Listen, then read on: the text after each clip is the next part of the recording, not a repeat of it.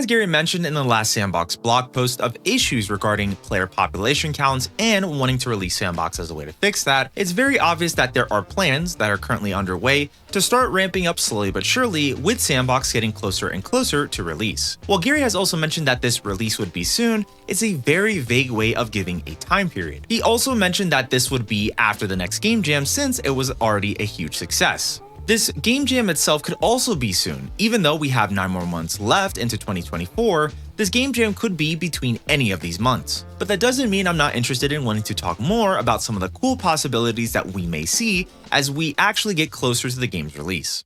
Let's first talk about some of these new features like standalone games. Standalone games have been mentioned by Gary as something he's been wanting to do with Sandbox since he was in talks with Valve. It's a plan he's had for quite a while now and is really keen on wanting to make it a possibility. Now, while this is an incredibly insane feature to have, as the game would be also available on Steam, it'd be the first of its kind from Valve, as it's supported for many game devs to work on games with Sandbox's provided tools and eventually release them on their own, separate from Sandbox, back onto Steam. While tons of people have thought this would be absolutely awesome, many others would love the idea to create, play, and publish their games on Steam using the Source 2 engine. There's also other groups of people who question how this exact system would really even work, as it's a huge feature to incorporate with, and Steam already has a ton of shovelware and garbage games that do already plague parts of the storefront. It seems like quality control and many other factors will play a part of keeping certain people skeptical about the new features addition in the game. Another big aspect of the game is the content itself. Sandbox is a user-generated content platform. While it also doubles as a modified version of the Source 2 tools and engine itself, no doubt it's incredibly packed with features you'd find relevant to other game engines just like Unity, which is created and most recommended to folks who are indie developers as well too, and second to engines like Godot.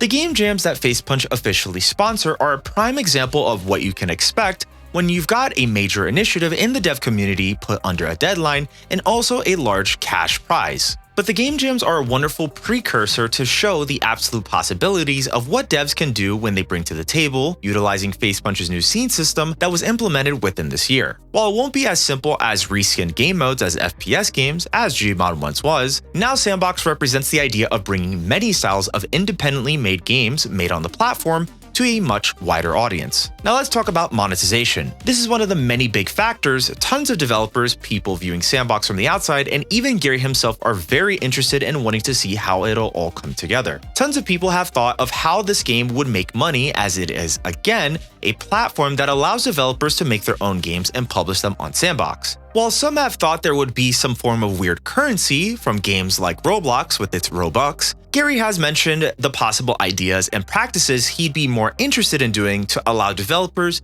to properly be compensated for their efforts when creating games, models, and more while on Sandbox. Of course, he has mentioned this specifically with standalone games. In terms of the process for making these standalone games would be entirely free, and it wouldn't really cost them much of anything. Other aspects Gary had talked about in terms of monetization was also adjacent to how Fortnite's creative map program works, which was based on a pool payout depending on the level of engagement you got from your game. This does seem to make the most sense since engagement is key on platforms like Sandbox, but obviously there's a lot more that needs to be mentioned for the requirements of how developers can be compensated specifically for these games that are being made. Another aspect was with paid assets. Now, there really isn't too much about this mentioned yet, but I have a feeling it's definitely up in the air, as there has been conversation between the devs in the community and Gary talking about some of these things. Hopefully, leading up to the release of Sandbox, we'll get more information in regards to this specifically, as I know many folks will not only be asking me this, but also asking others in the community about it as well too. The tools of Sandbox are incredibly simple and powerful depending on what you're trying to make, and also make with a team. Since the change from the scene system, many aspects that were taken from Unity were also added to Sandbox, which makes the most sense. Facepunch and Gary definitely have taken things that were understandable to them as they developed Rust using the Unity engine and thought to integrate them back into their own concoction of a game engine using the Source 2 engine license. With its rapid changing of tools to integrate them directly into Sandbox's tools,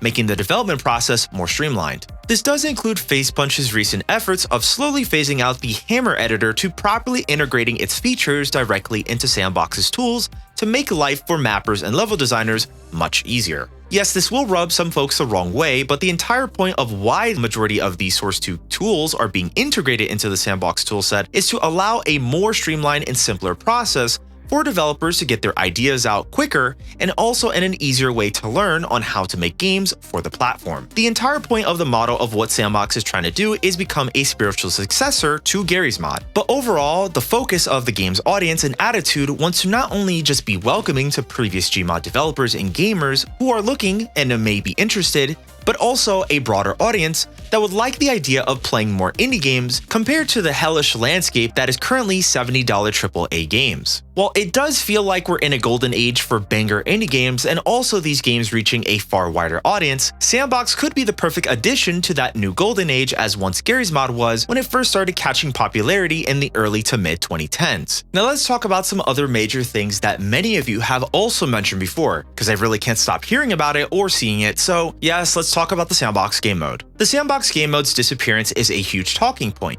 After all, there's numerous amount of people who are kinda not happy with that decision as the game is named Sandbox after all. Obviously, Sandbox is just more than a sandbox game mode. While it does have many other games, apparently there's still an interest in an updated version with new graphics, features, and more on top of the already existing mountain of features the game will have outside the game mode. While the mode itself was incredibly popular as many folks are basically just interested in Sandbox for the one mode, the other features that are tied to it do offer more freedom and customization of all the other games on the platform too. That includes taking features from Garry's Mod like add-ons and more to change and tailor your experience the way you want it to be. This was something that was also added back before the major game tools change. And while the game mode has disappeared, let's not lose hope entirely yet, as it was rumored to be reworked on in the near future. Facepunch has taken a backseat on the game mode as it was incredibly simple and bare bones while it's focusing more on resources on making the actual features like the game creation tools more refined. While it's understandable that people will take almost anything in a sandbox mode again, it's probably not exactly what Facepunch would want as the game is still being developed. So hopefully we'll see not only just a return of the mode itself, but also the addition of add-ons and more as this once prominent feature should be in Sandbox. Let's also talk about the overhauls to quality of life. To be completely honest, Sandbox still needs a ton of things that has to be fixed, not only just behind the scenes with its tools, but its overall presentation. At the moment, there's been many changes that have been going on, including its user interface for the main menu. As it's understandable that there are many changes to the interface over the years of covering the game, navigation is incredibly key to games like Sandbox as they allow users to find games that they want to quicker and without having to go through windows or tabs, taking up more of your time for you looking for games rather than playing them. While the game prides itself on wanting to make it as simple as click and play for the player, currently there are many growing pains in navigation and overall presentation. Of course, this stuff will change over time, but these are just some of my personal gripes with how it's presented at the second. Some of these changes are quite interesting, as the avatar tab has changed entirely to sport a more kooky and wacky looking UI design that feels more weird and foreign as the Terry player models when you first stumble across them. It's actually really cool to see the styling and presentation as it makes customization of your character kind of feel like intriguing to think, what could I do to make my own personal sausage person actually not look like Nightmare Fuel, or even look like me, which is also free Nightmare Fuel. And with tabs like Maps, Jam, and Discover, each one of these tabs are tailored to what they should be, including Jam, which shows you specifically the games that have been submitted for their game contest. But between navigation and UI updates to engine support for Vulkan and Steam audio, mouth movements of characters when speaking in VoIP, and more, there seems to have been a good amount of progress as we're getting closer to the release, and we're definitely sure to see more better improvements on both ends. Now, last but not least is the release itself. The release means there has to be a bit of marketing, trailer, and the whole 9 yards on how it'll be done. While Facepunch isn't a AAA company, it's considered a AA indie company, which still has good funding and more to make cool ideas just like Sandbox. Who knows if the game might be as rocky as the first time when Garry's Mod was originally released, or may pop off once the game does come out. It's entirely up to how they do it with a ton of content on the platform to start the game with it already, which makes the most sense to consider releasing the game after a game jam, as majority of these games will still be playable and also available for anyone who has access to the game. It hasn't been mentioned yet exactly if the game is going to be free to play, set price, or early access.